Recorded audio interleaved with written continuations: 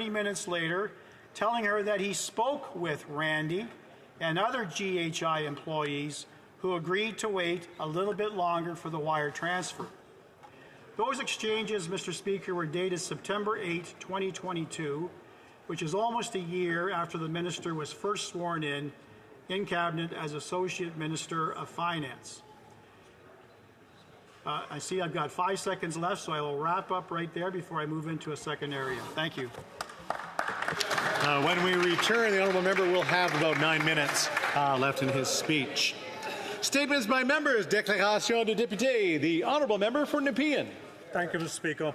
Doxing is the unauthorized and malicious release of private information to harm or intimidate. It infringes on Canadians' rights to privacy and free expression, leaving victims vulnerable to threats, harassment, and harm. Canadians targeted by doxing may face unjust penalties from employers, professional associations, or regulatory bodies based on reputational harm rather than verified misconduct.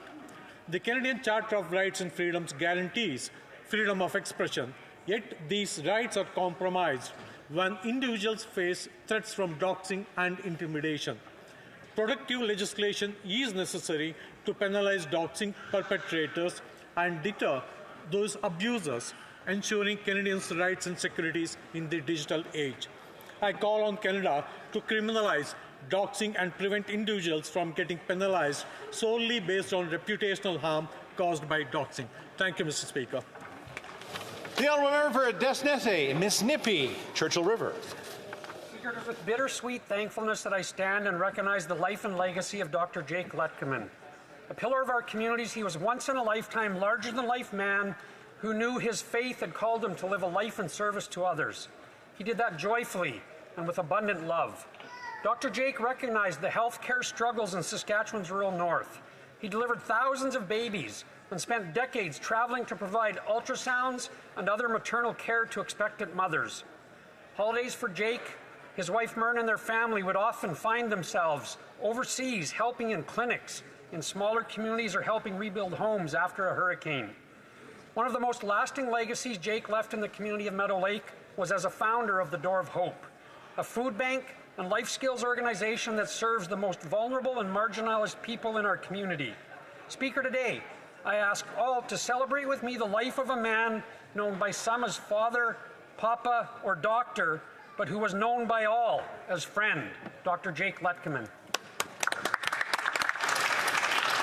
The honourable member for Toronto Danforth. Mr. Speaker, at a time when we talk so much about division, I'm going to share with you a wonderful story of what happens when we bring people together.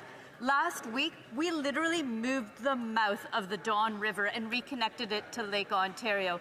I got to join with members from the provincial, federal, municipal government, including the Mississaugas as accredited as Indigenous partners and hereditary owners of that land, to make a big splash about a big moment in urban renewal. When we look at it, it's one of the largest infrastructure projects in all of North America. It flood protects homes in my community of South Leslieville. It unlocks land for housing. In fact, when the project is done, it will be home to over 100,000 people. But in the first phase, there will be housing for 14,000 people, including affordable rental homes. We're going to be opening a new park that you can check out next summer. It's a big moment. Thank you, Waterfront Toronto, for all of your work to bring us together. The Honourable Member for Salaberry-sur-Roi. On October 24th, the group Lendemain de Veille was crowned Group of the Year at the Country Gala, and that is no small feat. These musicians, who are as talented as they are entertaining, and that's saying something, because they have won this honour for the third year in a row. Fans of Lendemain de Veille won't be surprised by this. Anyone who's seen them perform on stage knows that their talent is memorable. Whether they're performing original compositions or covers of the best of Quebec's classics, when you're watching them, you can't help but want the evening to go on and on. I remember their very first appearance at the legendary Fête Nationale party in Saint-Étienne de Beauharnois. They were so young and already so passionate. and they've been at it ever since. Life hasn't slowed them down or worn them down, and that's just as well. Thank you, Lendemain de Veille, for spreading your joy to the four corners of Quebec. I am so proud to say that you're homegrown guys from our riding. The Honourable Member for Argenteuil-La Petite Nation. Thank you, Mr. Speaker. Mr. Speaker, I recently found out that the traditional music group Le Diable à Cinq, well known in Quebec and originally from Ripon in my riding, well, I found out that they've been selected to represent Canada at the World Expo 2025 in Osaka, Japan. It's one of the most prestigious events in the world. It will be held in May of 2025. What an honor! They will be part of the National Arts Centre delegation, along with Pierre Lapointe, Lisa Leblanc, Dominique Fils-Aimé, and Élise Appi, among others. They will perform several times at the Canada Pavilion during the expo. Le Diable à Cinq has performed about 150 concerts everywhere in Canada, in the United States, and in Europe. Guys, I'm so proud of you. You are worthy ambassadors for our country, but especially ambassadors for our beautiful Petite Nation region. Kudos for passing on your love of traditional music, and happy Expo 2025. Member from Sturgeon River, Parkland. Mr. Speaker, I rise today to pay tribute to a great parliamentarian. John Glass Williams sadly passed away this past July. A 15-year veteran of the House of Commons, John served the people of St. Albert with class and distinction. Born in Scotland, John immigrated to Canada as a young man to continue a career in finance, working for Royal Bank before starting his own accounting business. In 1993, he answered the call to serve his country and was elected as a Reform Member of Parliament. John served as the chair of the Public Accounts Committee for many years, exposing corruption in the sponsorship scandal and publishing his widely read Waste Report. After retiring, he continued public service, leading the Global Organization of Parliamentarians Against Corruption. John was a mentor to me from a very young age, and I'll always remember our get-togethers at his farm outside of Morinville. He will be dearly missed by all who knew him, particularly his wife Christine and his children Alan, Monroe, and Vienna. John was also a man of deeply held Christian convictions, and his courageous stand for the truth, both secular and spiritual, will not be forgotten. You have served your country and your God well. Rest in peace, John.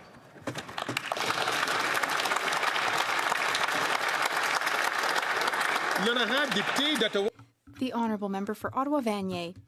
Mr. Speaker, today I pay tribute to Michel Brault, a dedicated, exceptional constituent of Ottawa-Vanier. He had a huge heart, and he passed away on October 29th of cancer. He was a lover of cars. He had his own car rental and maintenance franchise. He was also a longtime volunteer of Gloucester Centre Minor Hockey Association. He did everything he could to ensure that young people could have access to hockey. He was very interested in accessibility and inclusiveness, and as he was also president of the Hockey Association Centre. He even created a program for young Syrian refugees and others to be able to play hockey. The Government of Canada even recognized that project. He is so passionate, and even through his illness, he continued his projects with passion. Every one of his family members, I offer them my deepest condolences. We will miss you very much, and thank you for having inspired us every day. The Honourable Member from Humber River, Black Creek. Mr. Speaker, media freedom advocate and newspaper publisher Jimmy Lai prepares to turn 77, yet he remains unjustly imprisoned in Hong Kong. By the end of this year, he will have endured 4 years in solitary confinement, a condition deemed tortured by UN standards when prolonged beyond 15 days. Mr. Lai, he has been an outspoken critic of human rights violations by the Chinese government, giving voice to those seeking a brighter future for Hong Kong. He now faces a life sentence, deprived of precious time with his family and enduring deteriorating health. In December 2023, this House unanimously called for Mr. Lai's release and an end to his prosecution. I continue to stand in solidarity with Mr. Lai and reaffirm this call. Thank you, Mr. Speaker. The Honourable Member from Thornhill. Ever since the first Canadian traveled to space in 1984, our Canadian astronauts have held a special place in our hearts. Names like Chris Hadfield and Roberta Bonder are synonymous with the values of courage, curiosity, and hard work. Just 14 Canadian men and women have traveled to space, but that number will soon be 15 thanks to Henry Wolfond, who on Friday will venture beyond the limits of this Earth as part of Blue Origin's New Shepard mission. A successful businessman, a lawyer, a fierce community advocate, and a family man, Henry will soon be able to add astronaut to his already impressive CV. This isn't the apex of his incredible story, it's just the beginning, and I would tell him that the sky is the limit, but for someone as extraordinary as him, even that's not enough. As Henry embarks on this mission, he will see the Earth from above, without any dividing lines or the conflicts that separate us on his journey of his own campaign to end the pervasive anti-Semitism on this planet. We stand with him, looking up. Hank, good luck, Godspeed, and may all parts of your mission be a resounding success. The honourable member from Winnipeg South Centre. Mr. Speaker, earlier today I was honoured to join senior leaders from the Canadian Museum for Human Rights as we celebrate the 10th year that this iconic building has been open to the public. The CMHR has played a profound role in helping us understand who we are, where we have been, and where the road to progress lies for the future. Through beautifully crafted exhibits and world-class educational programming, visitors are introduced to powerful stories and narratives that shed light on our shared humanity. In particular, the museum's advancement in helping us understand the history of Indian residential schools has played a major role in supporting the journey towards truth and reconciliation. The witness blanket, made from hundreds of items reclaimed from residential schools, churches, and other cultural displays across Canada, is but one of the many moving displays that ground visitors in the importance of the Canadian Museum for Human Rights. Mr. Speaker, our history is not void of failures that have caused immense harm to generations both past and present.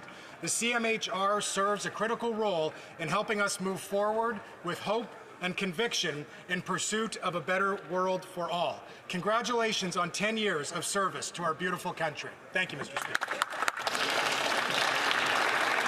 The honourable member from Charleswood, St. James, Assiniboia, Headingley. Anti-Semitic violence threatening the lives of Jewish Canadians has now come to Parliament Hill.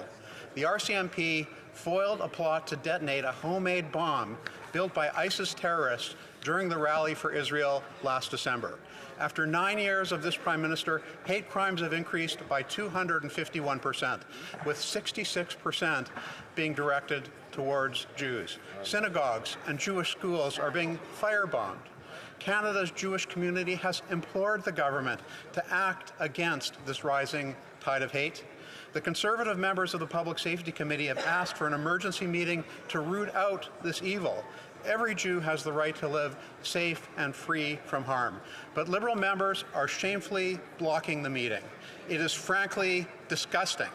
Will the Liberal members of the Public Safety Committee do their job and keep Canada's Jews safe before a bomb actually goes off? Yeah, well done.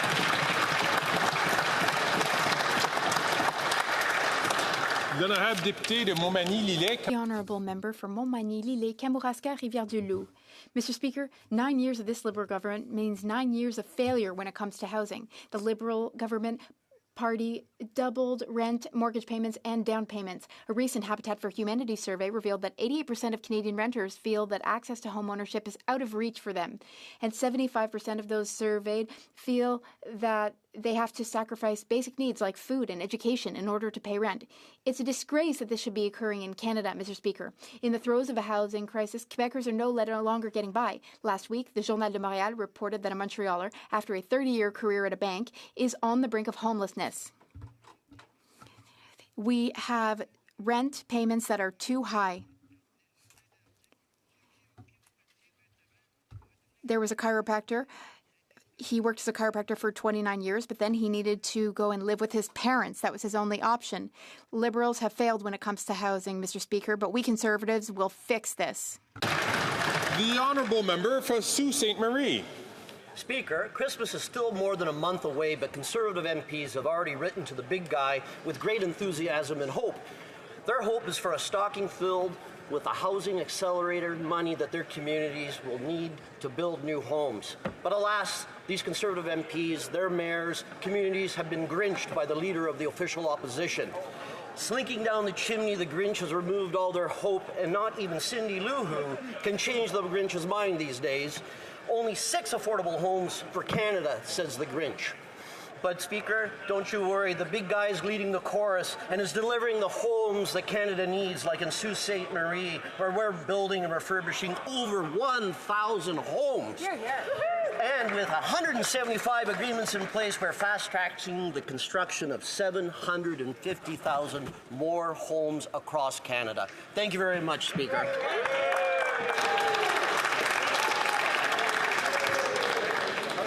Order. The honourable member from Algoma, Manitoulin, Kapuskasing. Mr. Speaker, Canada is home to some of the planet's most vital resources. Chief among them is our abundance of fresh water. Our Great Lakes, aquifers, and rivers are a critical part of our ecosystem and economy. Managing our water sources sustainably is vital, particularly in the face of potentially unsustainable industrial usage. Selon une étude. According to a study by Statistics Canada, industrial water use accounts for 91.2% of total water use across our country, and it continues to climb. The government recently launched the Canada Water Agency. Its mandate must remain focused on keeping a close eye on how climate change and industrial policy is impacting our freshwater resources, particularly after the American president-elect commented on diverting Canadian water to the U.S. In Algoma, Manitoulin, Kapuskasing, Lake Huron, Lake Superior, and hundreds of lakes and rivers and aquifers will be impacted by this work. We must treat this issue with urgency in order to protect and manage this vital resource for generations, Mr. Speaker. Thank you. L'honorable député de Lac-Saint-Jean. The honourable member for Lac-Saint-Jean.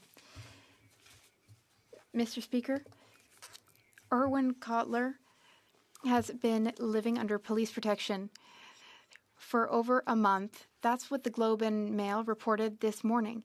And this is because an authoritarian regime wants him dead. Mr. Cotler campaigns for human rights and against racism and anti-Semitism. He has incurred the wrath of the Iranian regime by calling for the Guardians of the Islamic Revolution to be placed on the list of terrorist entities in Canada and elsewhere in the world.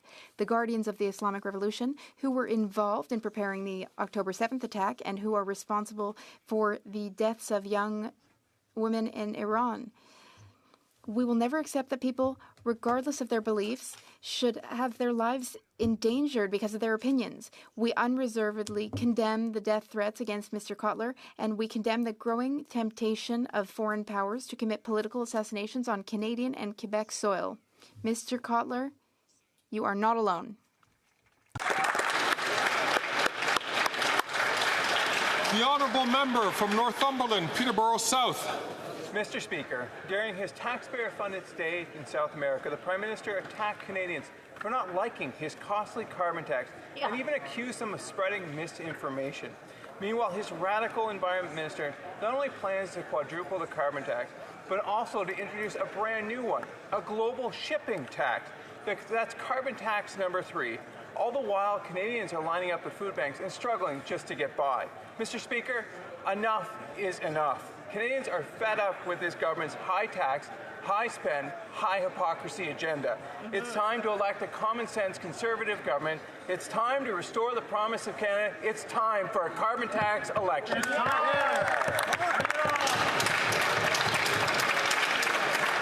The honourable member from Winnipeg North. Yes, thank you, Mr. Speaker. I want to talk about a bad idea. Members will know that the leader of the Conservative Party had another idea, Mr. Speaker, and this one's a real winner.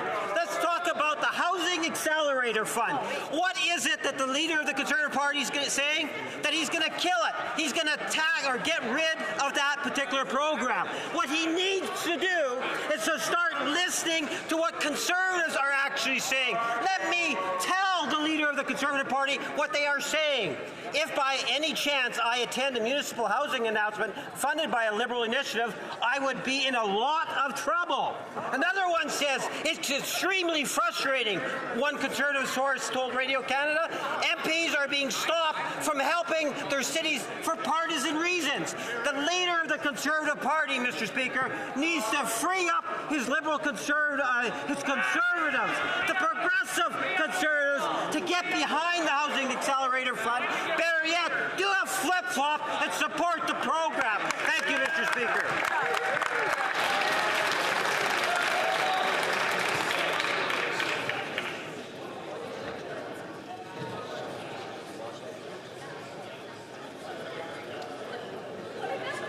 Order.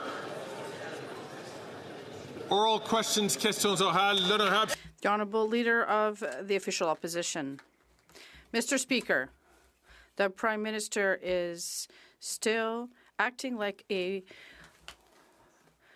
firefighter who's setting fires. Now he's blaming immigration on bad actors instead of himself. He decided to open the door to 725,000 asylum seeker requests in 5 years. He approved a 211% increase in international students. He allowed foreign workers in communities with high levels of unemployment. If there are bad actors, should he not look in the mirror? The Honourable Minister of Immigration. Thank you very much, Mr. Speaker. I think that Canadians expect any responsible government to take decisive actions, and you saw the levels I tabled last week, a 20% decrease in permanent resident, and the PBO himself has said that we have to meet our housing needs, and the member across the way wants to go to election. He has no plan. Perhaps in terms of math, he said that they'll build 6 units and he can count to 6. So, the Honourable Leader of the Opposition. Maniac masquerading as a firefighter, this time on immigration. He blames bad actors for his decisions that destroyed our immigration system. He decided to increase and open the door to 726% more asylum claims. He decided to approve 211% more international students. He decided to lift the ban on temporary foreign workers in communities with already high unemployment. If the Prime Minister is hunting for the quote-unquote bad actors who ruined the system, will he have a look in the mirror? Yeah. The Honourable Minister for Immigration, Refugees and Citizenship. Mr. Speaker, I don't think we'll take any lessons from someone who spent the last 20 years lighting fires in the House of Commons. That's it. We put forward a plan 2 weeks ago to reduce immigration levels by 20%. Canadians expect us to be responsible and to react to their needs. That's what we're doing with this plan. The Parliamentary Budget Officer himself has said that this new plan will reduce housing needs by 50%. That's what Canadians want. It's responsible. The Honourable Leader of the Opposition. Mr. Speaker, the Employment Minister first denied that he and his company were profiting off government business, and then text messages showed the contrary. They referred to a Randy. Well, he claimed that it was another Randy. We now know there is no other Randy. We know he falsely claimed he was Indigenous in order so that his company could steal resources that were meant for real Indigenous people. And now his company address matches the address of a place that was the location of 2 cocaine busts. Any one of these things would be a resigning offense. Why won't he resign now?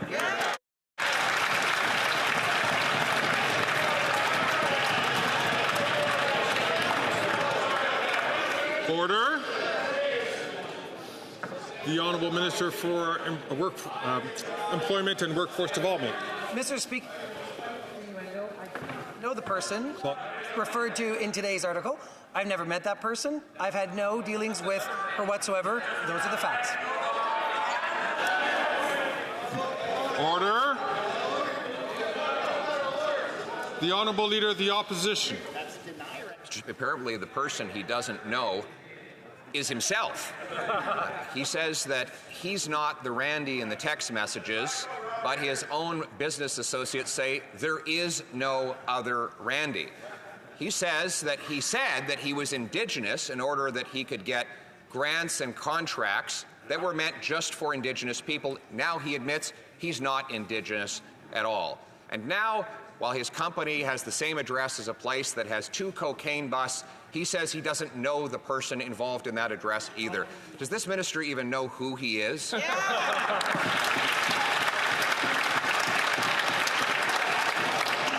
The Honourable Minister for Employment and Workforce Development. Mr. Speaker, the article states... And ask all members, please. There's the Honourable Minister for Employment and Workforce Development from the top. Mr. Speaker, I don't know the person referred to in the article today. I've never met her. I've had no dealings with her whatsoever. The article states that fact, and that is the fact. The Honourable Leader of the Opposition. After the Prime Minister took his private jet, burned 105 tons of jet fuel, and emitted 300 tons of greenhouse gases to go down to Brazil, he claimed that Canadians who are opposed to his carbon tax are just confused by disinformation. No, Canadians aren't stupid, Mr. Speaker. They know that the Parliamentary Budget Officer has calculated that 100% of middle-class Canadians pay more in the tax than they get back. The Prime Minister already also said, though, that this will be the subject of the next election. I couldn't agree more. So why don't we have a carbon tax election now?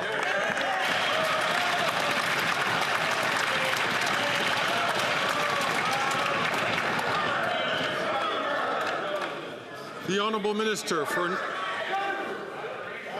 Order. The Honourable Minister for Natural Resources. And thank you, Mr. Speaker. Once again, it would be nice if the Leader of the Opposition was not spouting disinformation and misinformation in the House.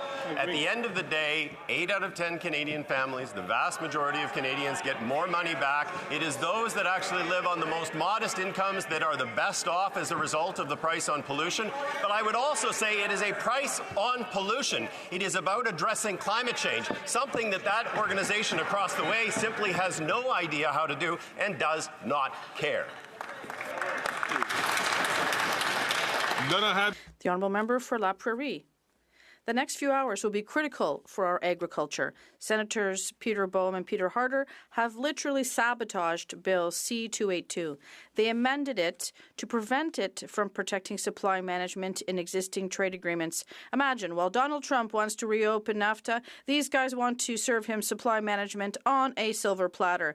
The Senate could vote on this amendment as early as tomorrow. So all the party leaders have to speak out, starting with the Prime Minister. Will he ask the senators to defeat the amendment and save supply management? The Honourable Government House Leader. Thank you, Mr. Speaker. Yes, on this side of the House, we're asking senators to support Bill C-282 in its original form, because we do believe in supply management. We believe in our farmers in Canada, whether it's dairy farmers or others, to ensure that they do have protection. We agree with the Bloc, and we want to pass this legislation in its original form. The Honourable Member for La Prairie. Their excuse is that they're saying that the independence of senators is at stake, but they appointed them, and they are sabotaging C-82. One of them even advised the Prime Minister. And what's more, they're both fighting to sponsor government bills. So let's be serious. The Prime Minister can and must demand that senators pass Bill C-282 as voted by all parties in this House. We're talking about the future of supply management. It's serious. Will all the leaders in this House demand that senators vote against this amendment? The Honourable Minister. Thank you, Mr. Speaker. My colleague, this House, Canadians, they know that a Liberal government will vote for this bill in its full form, and it's a good question. Will the Conservative Party leader ask the Conservative senators, to vote for this bill in its original integral form?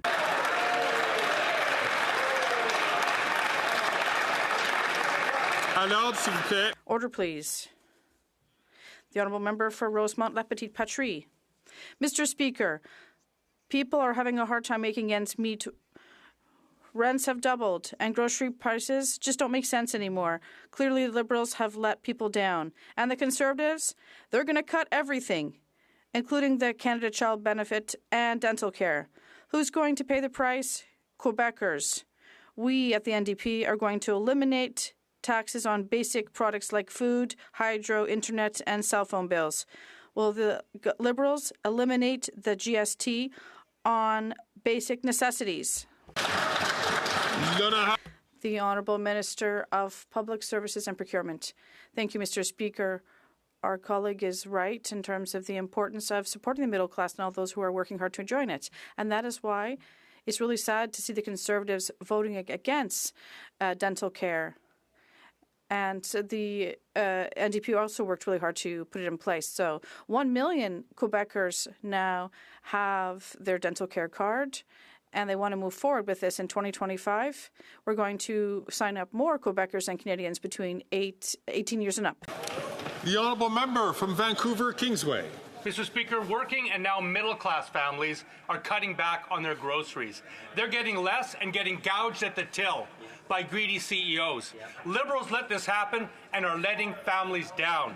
Conservatives will cut and cost families even more. They'll take away important services like dental care, costing families thousands of dollars a year. The NDP's tax-free essentials plan removes the GST from grocery items to bring families relief. Will the Liberals take the tax off grocery items so Canadians can get a break? The Honourable Minister for Innovation. Mr. Speaker, I would agree with the member that what we're going to see from the Conservative is cut, Mr. That's Speaker. Right. They're going to cut dental care. They're going to cut child benefit. Mr. Speaker, Canadians at home know that on this side of the House, we will always stand for the middle class. We will always stand on those who are working hard to join the middle class. We will fight for Canadians as we've done on grocery. We will build more homes, Mr. Speaker. We will create economic opportunities. We will fight for workers. We will create jobs. We will create opportunities and possibilities for this country so the middle class can thrive, Mr. Speaker. On a couple of occasions, I've caught the voice of the honourable member from New Westminster Burnaby. I'm going to ask him, please, to not speak when he's not recognised by the House.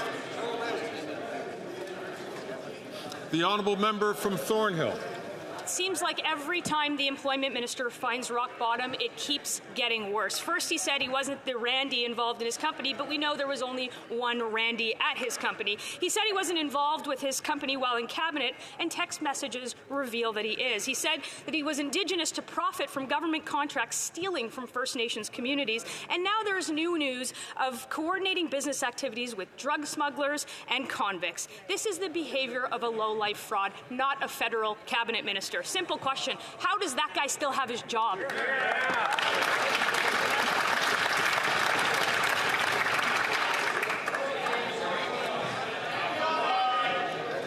Order. Order.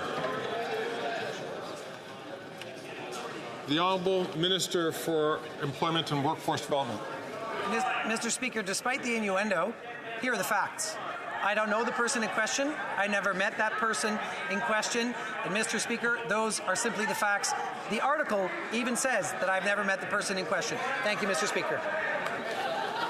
The honourable member from Thornhill. Speaker, here are the facts. He flaunts the ethics rules. He claims a false identity. He gets caught in a web of lies. That's what the Prime Minister rewards after 9 years. With each passing day, we find out more about the Employment Minister's scams and schemes, and we learn that he's just a phony and a fraud. Canadians want to know. Indigenous communities who he stole from want to know. And Liberal backbenchers want to know when the Prime Minister is going to fire that Cabinet Minister.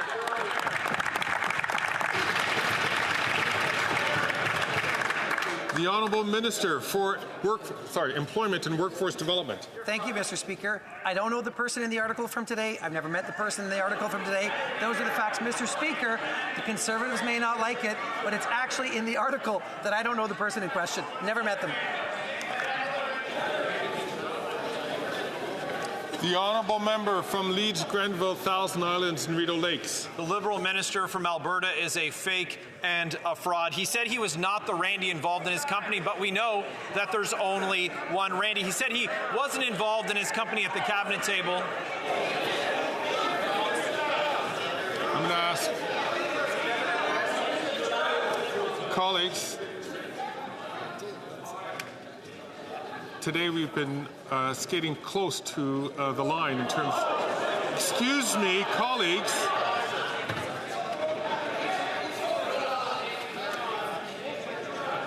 I will start my comment again if you would give me the privilege of listening. At several occasions today, we've been skating close to the line in terms of what's acceptable language. The honourable member from Leeds Grenville, I think, has skated over that line and accusing a direct member. Can I ask the honourable member to withdraw that comment and start his question from the top, please? Restart, Speaker, that this Liberal minister from Alberta has been implicated in fraud and media reports. Today, we've seen that. It's very clear. I'm just going to. I'm not certain if I was having trouble hearing the member. I don't think I heard the withdraw. If you could withdraw and start again, I'd appreciate it. If members were not to take the floor while a member is being recognized, the speaker will be able to hear the member. The honourable member from Leeds, Grenville, Thousand Islands and Rideau Lakes. Withdrawing the previous words, Speaker, will talk about this Liberal minister from Alberta who has been implicated in media reports in fraud. Some of them he's even apologized for. He misrepresented his identity, claiming to be Indigenous, trying to steal contracts from people who are in fact Indigenous. This same minister said that he wasn't the Randy at his own company. We know that there was only one Randy at that company. It's pandemic profiteering. We know that there's allegations of fraud. Why is it that this Prime Minister just won't fire that minister?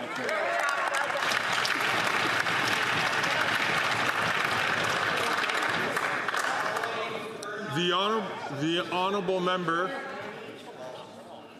the honourable minister for Employment and Workforce Development. Mr. Speaker, what the member opposite just said is simply not true. The honourable member from Leeds, Grenville, Thousand Islands and Rideau Lakes. It's unbelievable that with the cocaine connections to the Liberal minister from Alberta, that those Liberals, that Prime Minister, want to allow him to continue to be in cabinet. He said that he was Indigenous to try and steal contracts from individuals who are Indigenous. That's okay as long as you are a Liberal. The company is involved in more than half a dozen lawsuits because of fraud, and that's okay as long as you're a Liberal. They came before committee and said things that we now know weren't true, like it must have been some other Randy. If he won't resign, why won't this Prime Minister fire that fraudster?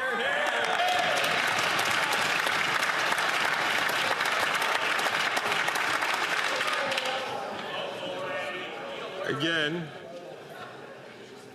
members at the very last possible moment used a word which would not be considered acceptable. Can I just ask the honourable member from Leeds, Grenville, Thousand Island and Rideau Lakes to please withdraw that last word? I'll withdraw the last word. He should be fired. I thank the honourable member. The honourable minister for Employment and Workforce Development. Mr. Speaker, what the member opposite said, once again, is not true. The honourable member for Mégantic-Les Mr. Speaker, the Minister of Official Languages campaigned as a successful entrepreneur, but he's an imposter. We know that he said he wasn't involved in his company when he was a minister, but the text messages show the opposite. He was taking money destined for First Nations communities. He said he was a journalist, even though he was a lobbyist. When will the Prime Minister fire this professional fake? The Honourable Minister of Employment and Workforce Development. Mr. Speaker, despite the insinuations, I've never met that person in question in today's article.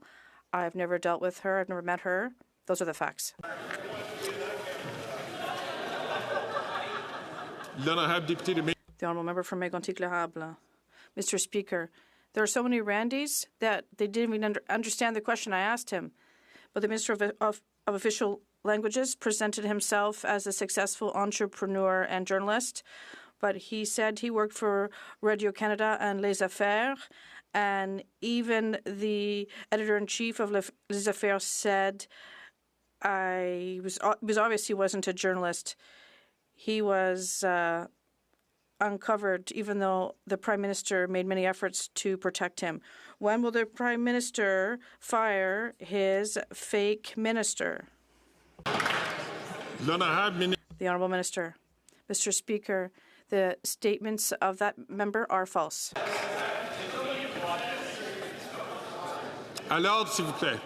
Order, please. Saint-Jean. The Honourable Member for Lac-Saint-Jean. Mr. Speaker, the Prime Minister is unable to acknowledge that he's responsible for the crises caused by the rapid increase in immigration.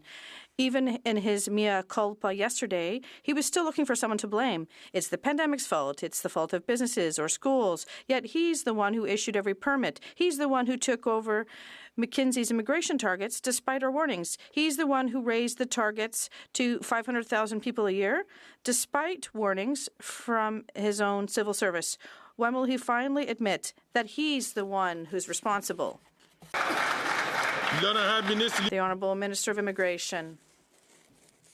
Mr. Speaker, I think the member has spent a little too much time in Ottawa to say that the federal government controls absolutely everything, but he knows in full well that the government of Quebec also controls things. We do have our side of the responsibility. The Honourable Member for Lac-Saint-Jean. It's not as if anyone had told him to be careful with the immigration targets. His own officials warned him back in 2022 that his immigration thresholds would exacerbate the crises in housing and access to public services. The Bloc has been warning him for years that taking on the Century Initiative's immigration targets would be totally irresponsible. Quebec has been warning him for 2 years that our welcoming capacity has been exceeded. Does the Prime Minister realize now that we wouldn't be facing the current crisis if he had listened and thought things through instead of insulting everyone? The Honourable Minister of Immigration, Citizenship and Refugees. Well, in terms of their ability to welcome people, if we had listened to provincial governments, there might have been a significant increase, because the last time CAC mentioned this, when they made decreases, they had well, now they're facing the situation with the international students, and it's a shared situation. The Honourable Member for Lac-Saint-Jean. It's confusing. The Prime Minister couldn't have just acted faster on immigration. He should have acted faster. He should have considered the capacity of the country before drastically increasing the population as he did. Second, he should have listened to all the people's warnings that it wasn't working, but he was too blinded by his own multiculturalist pipe dream to base his immigration policies on facts and reality. Does he realize that yesterday's mea culpa is far too little, far too late, and far too easy after so much irresponsibility? The Honourable Minister of Immigration, Citizenship and Refugees. Let's remind everyone of the facts. Since 2009, the Quebec government tripled immigration in some areas that they control. These are the facts where we're going to work together to reduce this. The plan that I put forward last week proposes a 20% reduction. It's responsible, it's important, it's what Canadians and Quebecers are asking us for. The Honourable Member from Sherwood Park, Fort Saskatchewan. The minister from Edmonton is a fake and a phony. He said that he was not the Randy...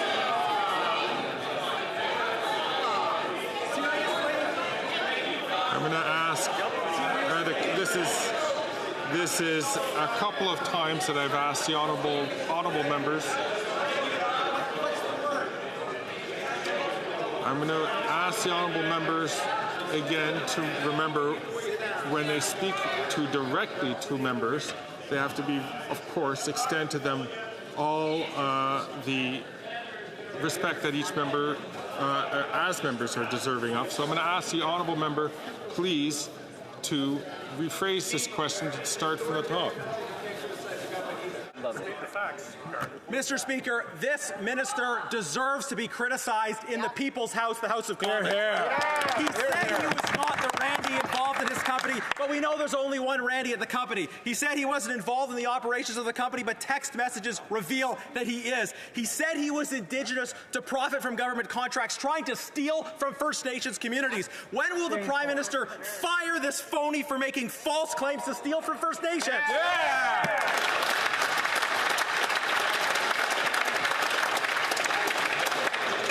I'm going to invite all members to be very judicious in terms of their use of their language in this place.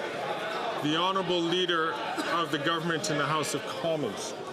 Thank you, Mr. Speaker. Mr. Speaker, my colleague has addressed this issue and stated that those claims are false. Mr. Speaker, we addressed the fact that that business was never listed as an Indigenous business on the procurement site, and it in fact received no funding from the Government of Canada. Thank you, Mr. Speaker. Good answer.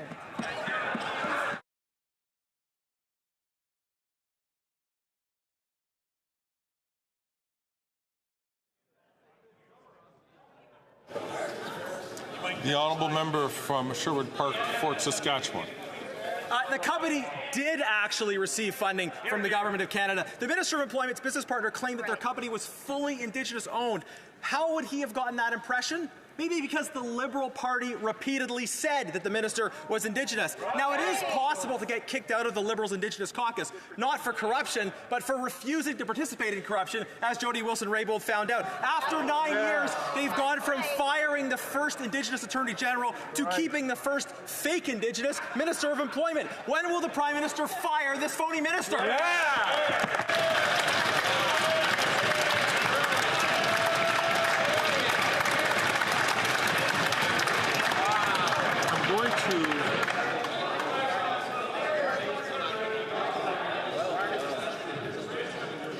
I'm going to encourage all members to be more judicious in their use of their words and referring directly to other members. The Honourable Minister for Public Services and Service Public, Public Services and Procurement. Thank you, Mr. Speaker. Our colleague knows full well that in the House we have to choose the right words to express things properly. If he'd like to know more about the procurement process in favor of Indigenous companies, what's really important for Canadians, he should ask it so in a respectful way, and I would be happy to meet with him to explain to him how things work. I will encourage the Honourable Member for Louis Saint Laurent, please, to not speak until he's recognized by the Chair. The Honourable Member from Edmonton West. Mr. Speaker, the Prime Minister's only minister from Alberta is accused of being a fake and a fraud. The member from Edmonton Centre said he wasn't the Randy involved in his company. Yet we know he is the only Randy involved in that company. He said he wasn't involved with his company while in cabinet, yet text messages clearly show that he was. He pretended to be Indigenous to profit from government contracts, effectively stealing from First Nations businesses. Mr. Speaker, enough is enough. When will the Prime Minister do his job and fire that minister? The Honourable Leader of the Government in the House of Commons. Mr. Speaker, as I said, my colleague has addressed those issues that his colleague raises, and he has clarified that they are false. Mr. Speaker, we have stated that that business was not listed as an Indigenous business, and it did not receive funding through that program. Thank you, Mr. Speaker. Very good. The Honourable Member from Winnipeg Centre. Mr. Speaker, families are getting gouged on essentials by greedy CEOs. Liberals have let families down. And the Conservatives, all they're planning to do is cut like the National School Food Program, making kids go hungry. But there's good news, Mr. Speaker. The NDP's plan to remove GST on life essentials like kids, clothing, and diapers will bring relief to so many families. Will the Liberals follow the NDP's lead and cut the GST so families can get ahead? The Honourable Minister for Families and Children. As the members rightly pointed out, on this side of the House, we're moving forward with a national school food program, which we've heard again and again the leader of the Conservative Party call bureaucracy.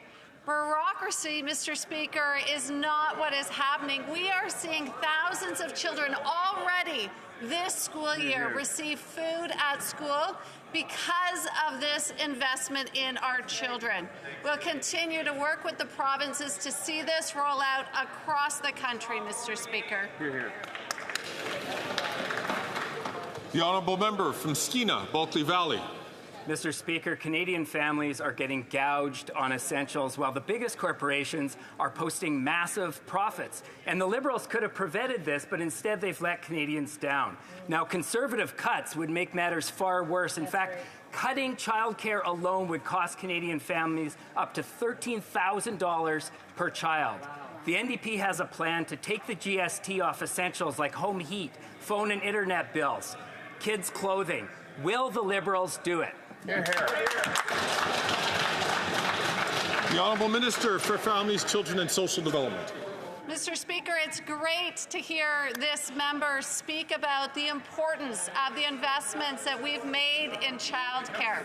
Mr. Speaker, we've seen almost 1 million families. These are real people, Mr. Speaker, that we've been able to support to get them into affordable, high-quality childcare, saving them thousands of dollars each and every year.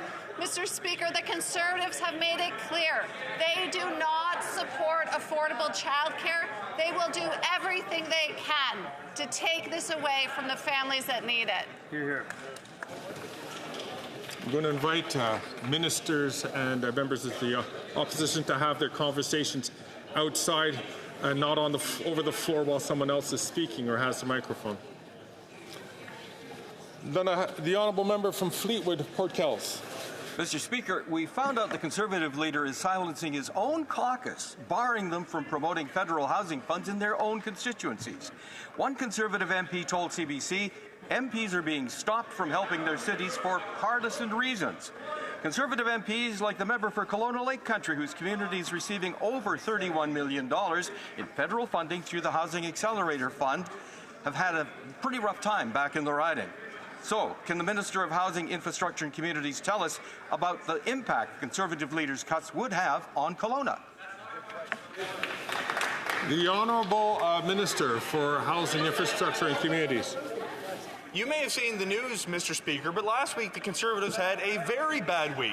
First, their leader went out in public to announce that he was cutting billions of dollars in funding directly to communities to build more homes, but later it was revealed that his MPs were advocating for that fund and were since banned from advocating on behalf of their communities. I don't know about you, Mr. Speaker, but my constituents want to make sure that they're the boss, not the leader of our party up here. It seems that is not true. But when we look at the example in Kelowna, let's take a look at what the mayor said. To replace this funding, he would need to look at other options like borrowing, reserves, or tax increases. Tax increases on the Conservative side, money for communities.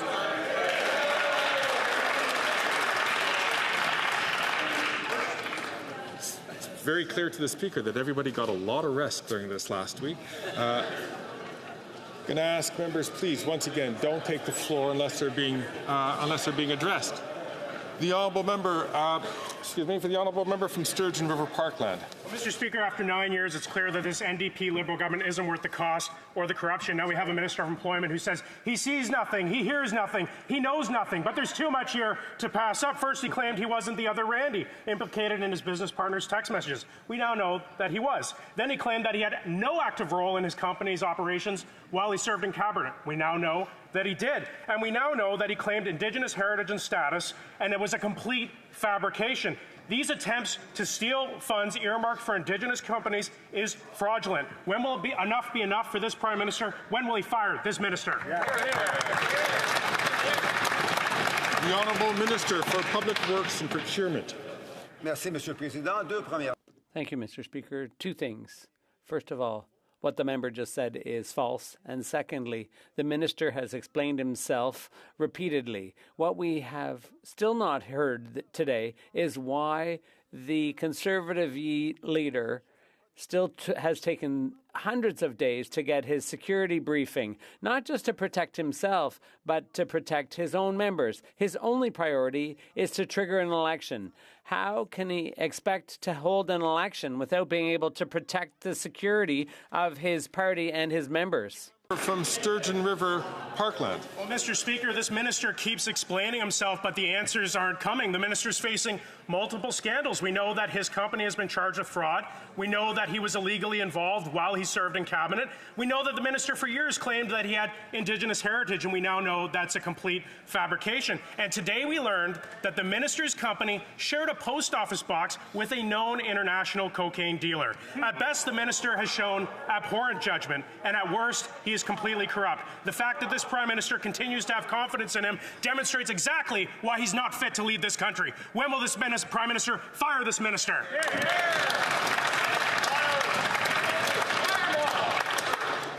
The Honourable Leader of the Government in the House of Commons. Mr. Speaker, my colleague has stated that those are all false, and he did not know this person in question. But if you want to talk about fit for leadership, you should be asking his own leader why he has not yet gotten a security clearance. Because if that's someone who wants to lead the country, they should probably know what risks are facing Canadians. Mr. Speaker, Canadians are wondering why the leader of the Conservative Party of Canada has not gotten a security clearance. Thank you. Yes, they are wondering that.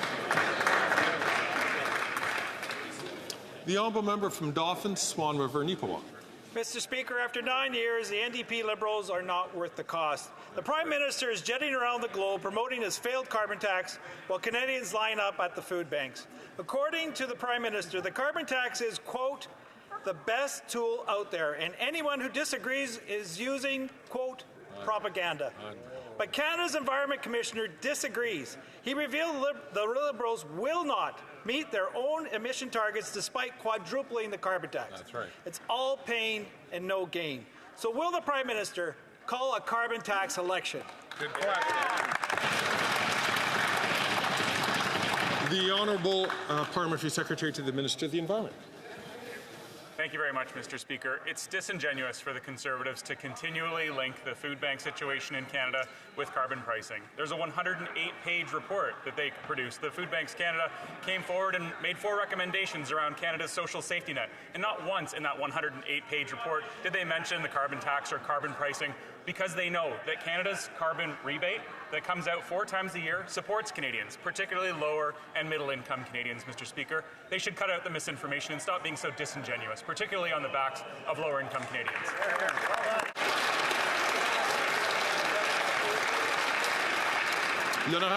The Honourable Member for Louis Saint Laurent. Mr. Speaker, here are the facts. After 9 years of this Liberal government's posturing, Canada has the worst environmental performance in the G7. The Environment Commissioner found that emissions reductions weren't because of anything government did.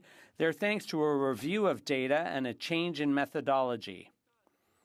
In short, Mr. Speaker, the 2 Liberal carbon taxes don't work, and now the government's planning a 3rd carbon tax. An overall export tax. If they're so sure of themselves, why don't they call an election on it? The Honourable Parliamentary Secretary to the Minister of the Environment. Thank you for the question, Mr. Speaker, and I'd like to thank my colleague for that question. It's a very important question. Canada's performance and industry's performance when it comes to climate change is important. The oil and gas sector is the one that's continually increasing their emissions, and we're challenging the oil and gas industry with a pollution cap. We're asking them to invest some of their astonishing $66 billion in profit in making their products more efficient and lowering the carbon intensity of their oil. That's a good challenge, Mr. Speaker. Well said, well said. L'honorable député de... The Honourable Member for Trois-Rivières. Mr. Speaker, the media recently reported that fraudsters were taking full advantage of CRA and claiming bogus tax refunds. According to Radio-Canada, the agency hasn't understood the need to clean up its act. Instead of going after fraud and malpractice, they've launched a witch hunt to find out who's talking to reporters. Managers have even gone so far as to spy on employees' computers. They don't want to deal with the problem, they just want to shoot the messengers. Will the minister ask the agency to track down on fraudsters instead of whistleblowers? The Honourable Minister of National Revenue. Thank you, Mr. Speaker. There are situations that need to be reported, and that's why we supported a block bill. But, Mr. Speaker, if I were to publicly share information that comes under the Income Tax Act, I could be liable to 7 years imprisonment. Mr. Speaker, employee staff, agency staff also need to protect the tax base. So it's important to remind them of their duties and obligations. Thank you, Mr. Speaker. The Honourable Member for Trois-Rivières. Imagine fraudsters have gotten millions of dollars in bogus tax refunds because CRA didn't check before transferring the money. So the agency wrote to its staff not to ask them to tighten up the checks, to ask them to keep their mouths shut. Management thinks the main problem isn't fraud, it's the media. We need accountability, and accountability starts with protecting whistleblowers, not fraudsters. Will the minister do something about the total lack of ethics in CRA senior management? The Honourable Minister of National Revenue. Thank you, Mr. Speaker. My colleague is mixing things up. There are two very distinct things here, but I can assure him that when it comes to CRA, we take fraud very seriously. We have very professional teams working on fraud. We have strategies. We work in partnership with the RCMP, with financial institutions, with our international partners. There are a number of levels of security to catch these fraudsters, and I can assure you, Mr. Speaker, that the agency is a prime target, obviously, with the benefits and the checks that we pay out, but we are doing a good job all the same. The Honourable Member from Battlefords, Lloydminster. Mr. Speaker, after 9 years, the NDP Liberals are not worth the cost. Now, the Prime Minister got on his taxpayer-funded carbon-emitting jet, flew to Brazil, and bragged about how great his punitive carbon tax is. His carbon tax has done nothing for the environment while literally making life's basic necessities unaffordable. The Prime Minister called it the best tool out there, but the only tool that Canadians want is a ballot box. Will the Prime Minister call a carbon tax election? The Honourable Parliamentary Secretary to the Minister for the Environment and Climate Change. Thank you, Mr. Speaker. Canada's emissions are lower now than they've been since all of Connor McDavid's life. Last time they were this low was 1997. Our emissions are down because of industrial carbon pricing, because of pricing on consumer fuels, and because of the over 100 measures that this government has undertaken to lower our emissions and protect the environment. And what have the Conservatives done over that same time? They voted against every single measure, Mr. Speaker. It's not just us that think carbon pricing is effective, it's also William Nordhaus, who has a Nobel Prize to prove it. So if even one Conservative economist, if they could find one that said they've got a solution for fighting climate change, we'd love to hear it. Absolutely. The Honourable Member from Battlefords, Lloydminster. Under this Prime Minister's carbon tax regime, grocery prices have skyrocketed to the point that scurvy is now a serious health concern in Canada. 27 cases of scurvy have been identified in northern Saskatchewan. The Prime Minister wants to blame, quote, propaganda, misinformation, and flat-out lies for opposition to his carbon tax. But unlike him, Canadians do not get to turn a blind eye to the affordability challenges that they face. Will the Prime Minister show some compassion and call a carbon tax election? The Honourable Minister of Health. Canada is second in the G7 on health span, second only to Japan. We're 1 year longer than both France and Italy in terms of the number of years we live in good health. We are 2 years better than the United Kingdom. We are 6 years longer than the United States. You know, when you're talking about things that have been gone for a long time, let's talk about what's happening with measles. Let's talk about what's happening with misinformation generally. The approach to attacking public health that the Conservatives are taking, the attack on information, puts lives at risk and fundamentally endangers our health system, Mr. Speaker. The honourable member from Toronto St. Paul's. Fact. This Liberal Prime Minister is out of touch. First, he gets on a gas-guzzling jet. Then, he glorifies the punishing carbon tax that Canadians pay. And everyone who disagrees, he says, quote, they're using propaganda, misinformation, and flat-out lies. Meanwhile, more than 1 in 10 people in Toronto are using food banks, and 87% of them are living in unaffordable housing. Enough is enough. Why won't the Prime Minister treat Canadians like adults, let them decide, and call a carbon tax election now?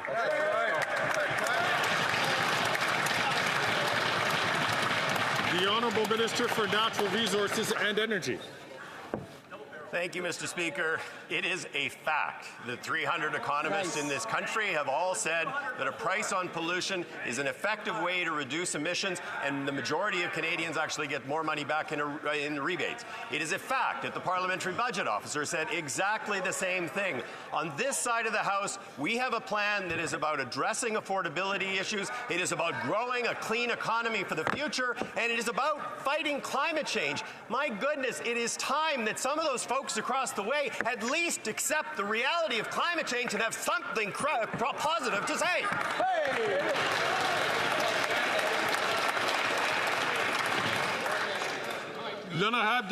The honourable member for Châteauguay-Lacolle. Mr. Speaker, we know the Conservative leaders had a rough week because of the scandal surrounding his plan to cut the housing agreement with Quebec. Today, we announced a significant plan to invest in housing in Quebec, which will add thousands of social and affordable housing units to the existing stock. Can the Minister of Public Services and Procurement tell this House about the impact of today's announcement and the potential impact of the Conservative leaders' cuts for Quebecers? The Honourable Minister of Public Services and Procurement. Good news, Mr. Speaker. We announced this morning $92 million being added to the historic agreement with Quebec. They're building 3,000 new housing units. It's a big problem for the Conservative leader who says that housing simply doesn't exist. What would the Conservative leader do that would affect the Conservative members from Quebec, where there are hundreds of these housing units currently being built? How long are they going to put up with this? The honourable member from Kelowna Lake Country. After 9 years, the NDP Liberals are not worth the cost of housing. The failing Liberal housing plan is not building more homes. Housing starts are down last month compared to 2023. 11% in Canada, 30% in BC, and 87% in Kelowna. I've talked to home builders and residents in my community who all support the common sense Conservative plan to axe the GST on new homes sold under $1 million. Will the NDP Liberals agree with home builders and families and axe the GST on new homes sold? The Honourable Minister for Housing, Infrastructure and Communities.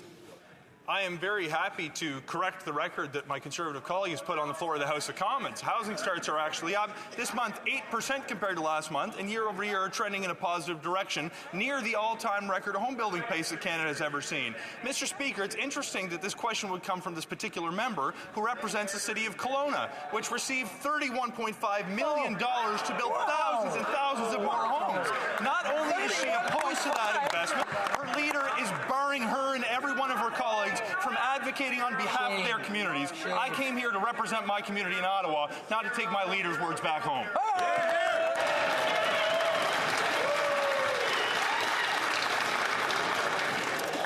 The honourable member from Brantford Brant.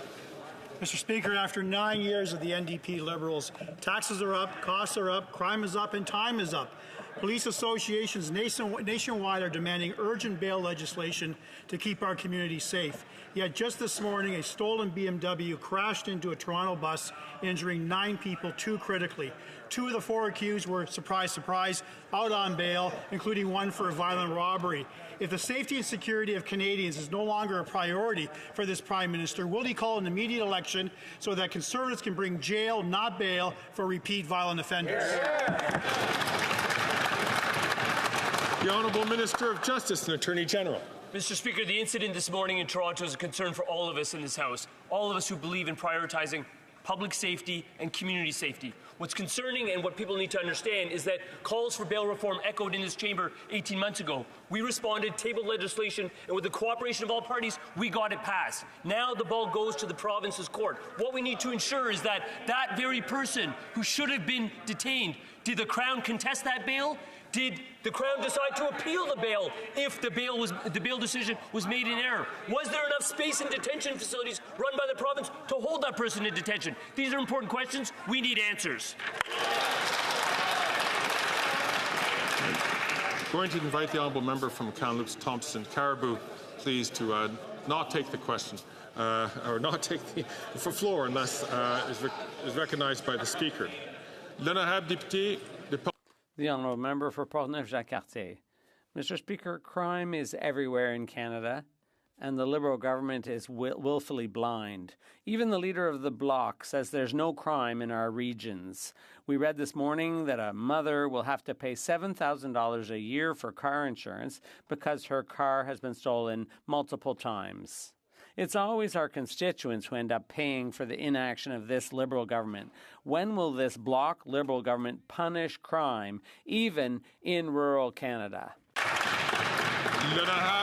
The Honourable Minister of Public Safety. Mr. Speaker, our colleague is falsely using the term inaction. He knows full well that our government for many years now has been investing in the police, whether it's the RCMP, the CBSA, or even our provincial and municipal partners in fighting auto theft. This situation is wholly unacceptable to Canadians, and what's good news is that the number of cars being stolen is decreasing, but that's not enough. We will continue to do everything we can to support our police and put an end to this situation. Honourable member from Scarborough Agincourt. Mr. Speaker, from the rising cost of living to climate change, we know young people today face unique challenges. Their mental health needs are complex. Our government is making sure that young Canadians get the care they need, when and where they need it. It's a promise we put forward in 2021 to build a stronger, more resilient Canada. Today, the Minister of Mental Health and Addictions announced the launch of the Youth Mental Health Fund. Can she share details about this historic investment with the House? The Honourable Minister for Mental Health and Addictions. Thank you, Mr. Speaker, and I want to thank the member from Scarborough Agincourt for being such a tremendous, unwavering advocate for mental health in this country. Mr. Speaker, community organizations are the lifeline when it comes to mental health. That's local and that is trusted. This fund, $500 million investment, once in a generation, to make a difference for our youth, to make sure that they have access to the services that they trust the most, adding capacity, filling gaps, and making sure we meet them where they're at. Mr. Speaker, when we talk about the youth of today, we want to make sure that they have the tools that they need to thrive, because when they thrive, Canada succeeds. Bravo. Brilliant. The Honourable Member from Edmonton, Strathcona. Mr. Speaker, a UN report has found that Israel's warfare in Gaza is consistent with the characteristics of genocide. The Liberal government is legally obligated by the Genocide Convention to prevent and stop Netanyahu's attack on Palestinians. Turning a blind eye to mass casualties is not an option. Entire families have been decimated. Children are starving to death. When will the Liberals live up to their obligations, sanction Netanyahu and his extreme cabinet, and finally put in place an actual arms embargo? Hear, hear.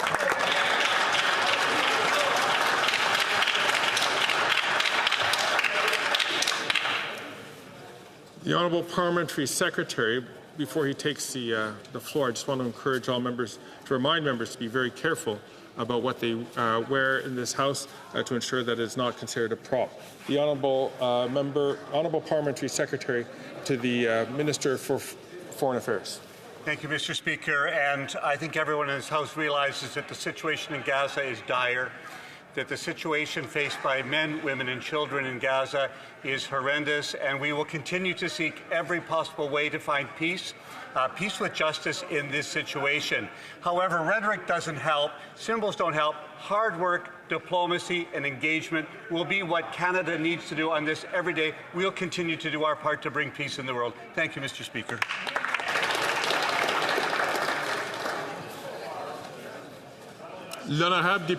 The Honourable Member for Richmond Arthabaska. Mr. Speaker, many closed work permit holders have their renewal applications rejected for want of an impact assessment, either through ignorance or haste. They only find out about the problem at the deadline, and as a result, their application gets rejected.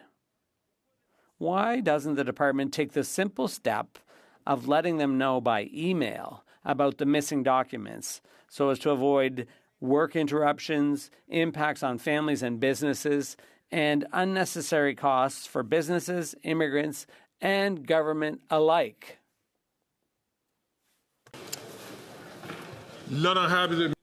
The Honourable Minister of Employment. Mr. Speaker, it's very important for us to be able to have work permits when employers need them. So I will work with the member to help us solve this problem. I see that the Honourable Minister is rising on a point of order. The Honourable Minister for International Development. The Honourable Member from Leeds, Grenville, Thousand Islands and Rideau Lakes, at the conclusion of asking his question, as he was sitting down, called the Minister of Employment and Workforce Development Cocaine Randy. That is extremely unparliamentary, and I ask you, Mr. Speaker, to ask him to withdraw that remark. Thank you very much.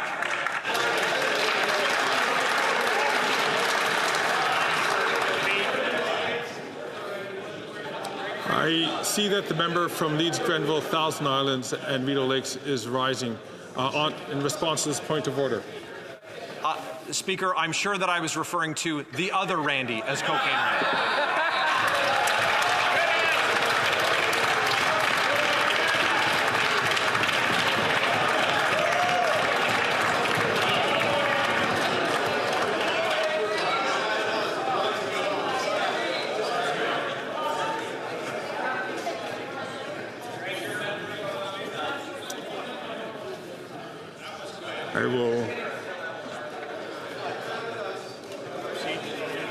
I will come back to this House after some further reflection. I see that the Honourable Member from Edmonton Strathcona is rising on a point of order. Mr. Speaker, and I'm deeply concerned. So you raised the issue of me wearing a pin in the House of Commons. I have to tell you that I stand here proudly wearing the pin that stands in solidarity with the Palestinian people, but people within this place are wearing pins for a various number of reasons. One of my colleagues is proudly wearing the Moosehide pin to show his support for the causes that are important. You know, people wear poppies within this House. I have many times worn a flag for the Ukraine-Canadian to support. Order. I'd like honourable members.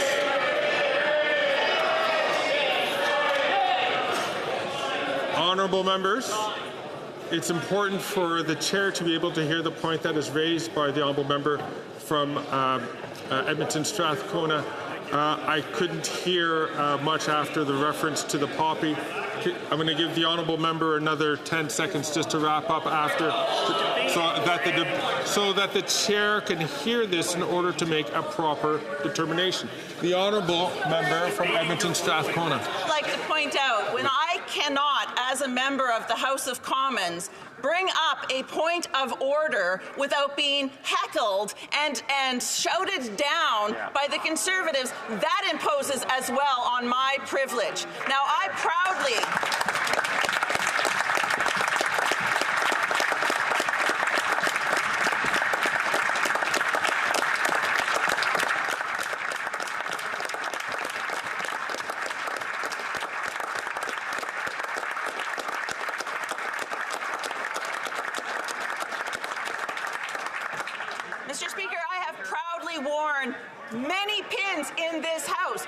example, tomorrow, to mark 1,000 days since Putin invaded Ukraine, I will wear the Ukrainian pin. I need to know whether the Conservatives will call this out as a prop. Hear, hear. Hear, hear.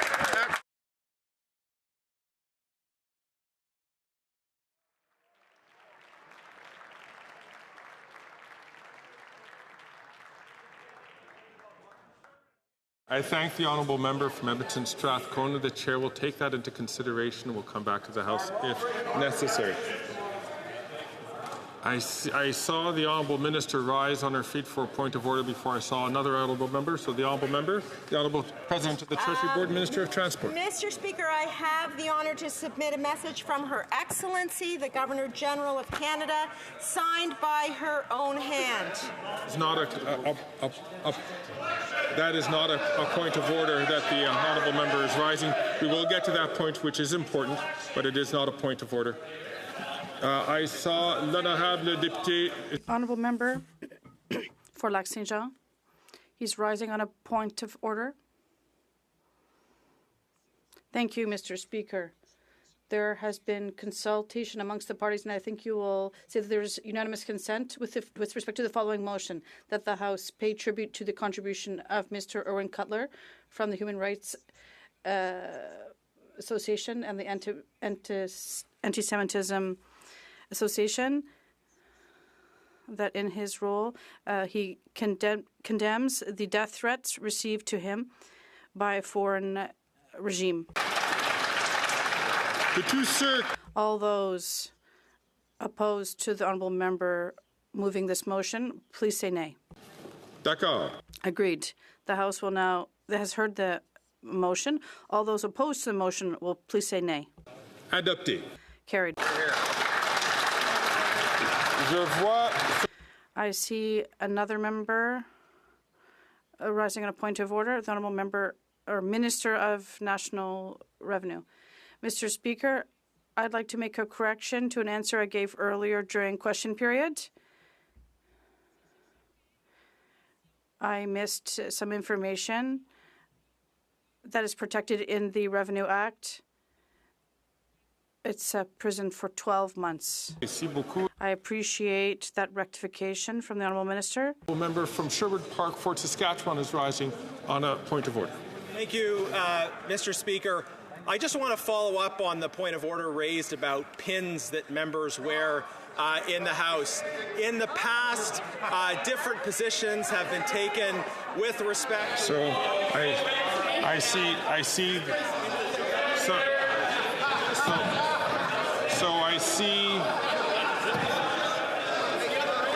I see that the honourable member is trying to make a point that was raised earlier. I did indicate to the House that I had heard points on this, and I will come back to the House if necessary on this matter.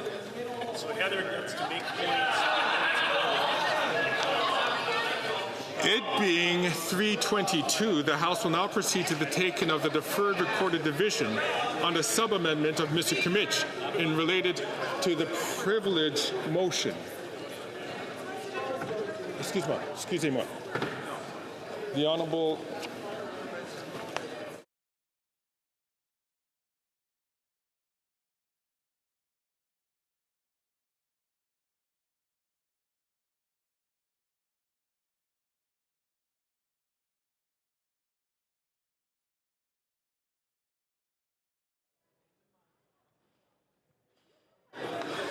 So as I was saying, call in the members.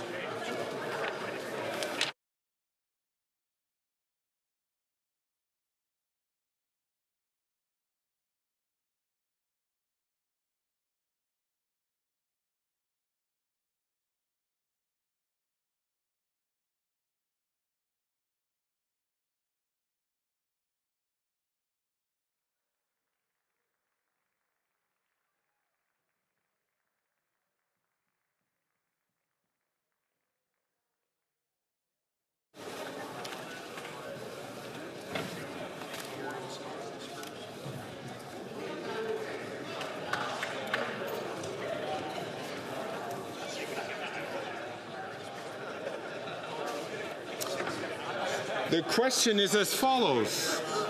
The question is on a sub-amendment. Mr. Scheer, seconded by Mr. Berthold, moved that the government's failure fully providing... May I dispense? That the government's failure fully providing documents as ordered by the House on June 10, 2024 be hereby referred to the Standing Committee on Procedure and House Affairs. Mr. Berthold, seconded by Mr. Perkins, moved the following amendment, that the motion be amended by adding the following. Provided that it be an instruction to the committee, A, that the following witnesses be ordered to appear before the committee separately for 2 hours each. 1. The Minister of Innovation, Science and Industry. 2. The Clerk of the Privy Council. 3. The Privacy Commissioner of Canada, who respected the order of the House and deposited unredacted documents. 4. Paul McKinnon, the former Deputy Secretary to the Cabinet. Governance. 5. The Auditor General of Canada. 6. Can I dispense? Mr. Kimmich, appuyé par Mr. Kimmich, seconded by Mr. Maguire, move the following sub-amendment, that the amendment be amended by replacing the words Friday, November 22nd, 2024, I'm getting to the end, with the following. The 30th sitting day following the adoption of this order. The 10-minute period for members voting electronically has started, and the House will now proceed to the vote for members participating in person. All those in favor of the sub-amendment will please rise. Ms. Gould. Mr. Macaulay-Cardigan. Mr. Macaulay-Cardigan. Ms. Anand. Ms. Anand. Ms. Hutchings. Ms. Hutchings. Ms. Tassie. Ms. Tassie. Mr. Virani. Mr. Virani. Ms. Chagar. Ms. Chagar. Ms. Murray. Ms. Murray. Ms. Scrow. Ms. Scrow. Mr. Casey. Mr. Casey. Mr. Vandal. Mr. Vandal. Ms. Kara. Ms. Kara. Ms. Sahota. Ms. Sahota. Madame Petipa-Taylor. Madame Petipa-Taylor. Mr. Ananda Sangri. Mr. Ananda Sangri. Ms. Jacek. Ms. Jacek. Mr. Sheehan. Mr. Sheehan. Mr. Oliphant. Mr. Oliphant. Mr. Lamoger. Mr. Lamoger. Mr. Fragascatos. Mr. Fragascatos. Mr. Bruson. Mr. Bruson. Mr. Baptiste. Mr. Baptiste. Mr. Lozon. Mr. Lozon. Mr. May Cambridge. Mr. May Cambridge. Mr. El Khoury. Mr. El Khoury. Mr. Hardy. Mr. Hardy. Mr. Johari. Mr. Johari. Mr. Badaway. Mr. Badaway. Mrs. Atwin. Mrs. Atwin. Mr. Kellaway. Mr. Kellaway. Mr. Sanson. Monsieur Sanson. Madame Brière. Madame Brière. Mr. Long. Mr. Long. Mr. Longfield. Mr. Longfield. Mr. McDonald Avalon. Mr. McDonald Avalon. Mr. McKinnon Coquitlam Port Coquitlam. Mr. McKinnon Coquitlam Port Coquitlam. Mr. McLeod. Mr. McLeod. Mr. Morrissey. Mr. Morrissey. Mr. Rabia. Mr. Robillard. Madame Shanahan. Madame Shanahan. Mr. Sorbera. Mr. Sorbera. Ms. Hefner. Ms. Hefner. Mr. Chang. Mr. Chang. Mr. Rogers. Mr. Rogers. Ms. Yip. Ms. Yip. Mr. Lewis Kitchener-Conestoga. Mr. Lewis Kitchener-Conestoga. Madame Mendez. Madame Mendez. Mr. Baines. Mr. Baines. Ms. Bradford. Ms. Bradford. Madame Chatel. Madame Chatel. Mr. Gahir. Mr. Gahir. Mr. Hanley. Mr. Hanley. Ms. Kayabaga. Ms. Kayabaga. Madame Lapointe. Madame Lapointe. Ms. Taylor-Roy. Ms. Taylor-Roy. Ms. Thompson. Ms. Thompson.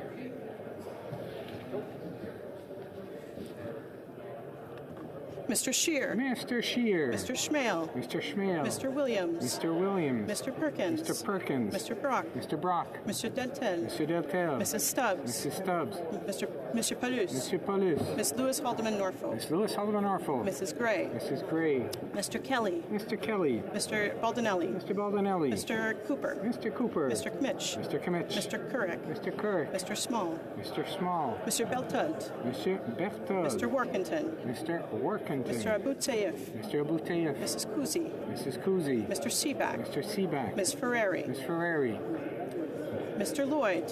Mr. Lloyd. Mr. Brassard. Mr. Brassard. Mrs. Goodrich. Mrs. Goodrich. Mr. Godin. Monsieur Godin. Mr. Morantz. Mr. Morantz. Mrs. Roberts. Mrs. Roberts. Ms. Gladue. Ms. Gladue. Mr. Canna. Mr. Canna. Mrs. Cramp-Nyman. Mrs. Cramp-Nyman. Madame Vienne. Madame Vienne. Mr. Patzer. Mr. Patzer. Mrs. Gallant. Mrs. Gallant.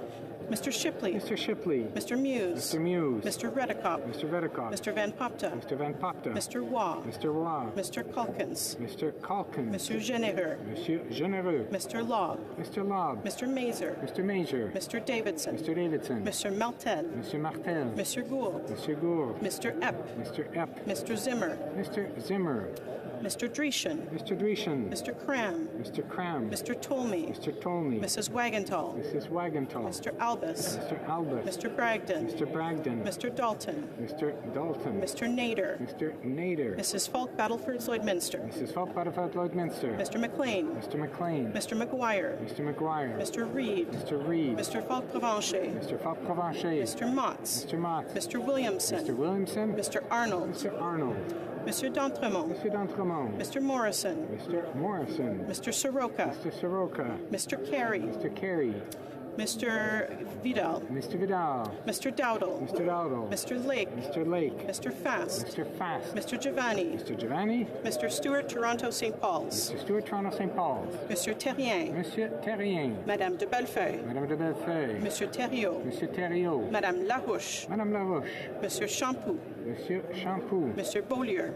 Monsieur Beaulieu. Monsieur Trudel. Monsieur Trudel. Madame Desbiens. Madame Desbiens. Monsieur Desilets. Monsieur Desilets.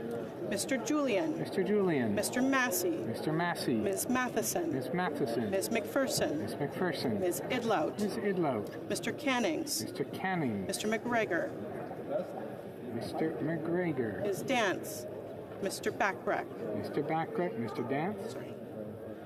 Monsieur Bouliris. Monsieur Bouliris. Mr. Angus. Mr. Angus. Ms. Barron. Ms. Barron. Mr. Desjardins. Mr. Desjardins. Ms. Kwan. Ms. Kwan. Ms. May Saanich Gulf Islands. Ms. May Saanich Gulf Islands. Mr. Morris. Mr. Morris. All those opposed to the sub-amendment will please rise. The House will now wait for the end of electronic voting period before resuming its proceedings.